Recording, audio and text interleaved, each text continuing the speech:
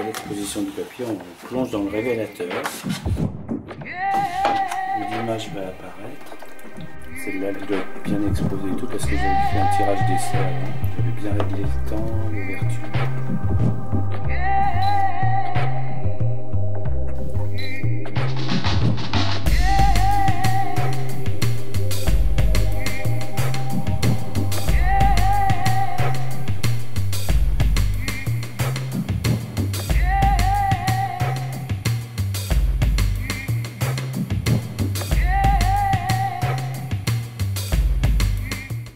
L'opticien d'Argus, pour Fernando Arrabal et Maxime Godard.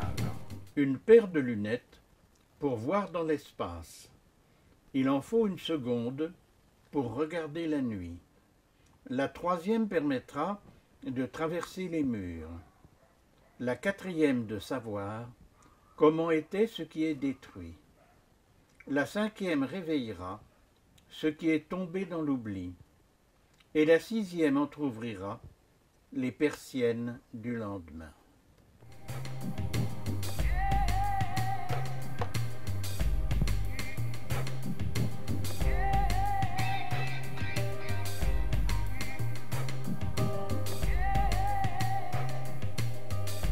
Château de sable et mélancolique, écrit pour Maxime Godard.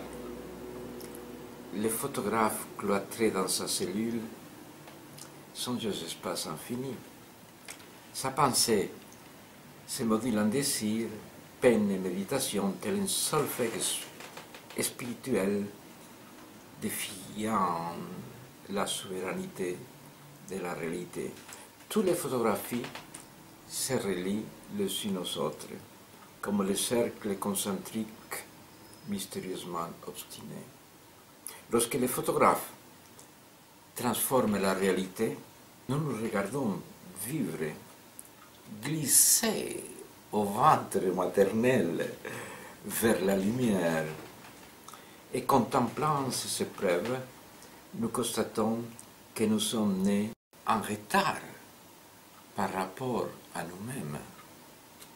Rien n'est exclu, ni le château de sable, ni la mélancolie, puisque le photographe contemple immobile l'image relevée et rêvée, enfiévrée par l'attente de la surprise. Avec quelle profondeur, apaisant les cris de l'actualité, il scrute la nature. Avec quelle audace il l'imite. Et la photographie surgit hermétiquement inviolable, traquant d'immortels dieux aveugles.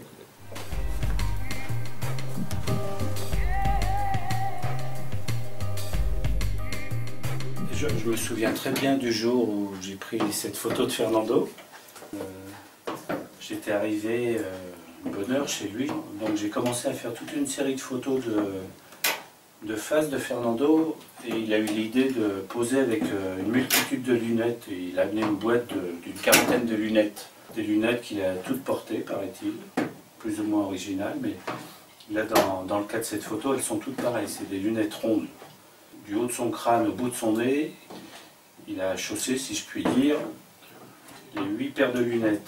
Donc j'ai commencé à faire des photos de face, j'étais face à lui. Et puis il y a un journaliste, un photographe, qui devait ramener une photo pour son journal. Donc, et il était un peu pressé. Alors je lui ai dit, ben, je vous en prie, prenez ma place. Alors je me suis mis de côté, j'ai laissé la place de face, que je pensais la meilleure. Voilà, je lui ai laissé, pour qu'il reparte vite avec sa photo pour son journal. Moi j'étais de côté, et finalement j'ai pris 2 photos de côté, comme ça, d'une vue un peu plongeante. J'étais plus haut que Fernando. J'ai fait la vue plongeante, comme ça. Et finalement, après, quand je suis rentré à la maison, que j'ai développé mon film, j'avais les 34 photos de face, plus 2 de côté en vue plongeante. Et finalement, c'était les 2 de côté vue plongeante qui étaient les plus intéressantes. dont celle-là que je suis en train de révéler, là, de fixer. Comme quoi, ça vaut le coup de laisser sa place de temps en temps. Hein.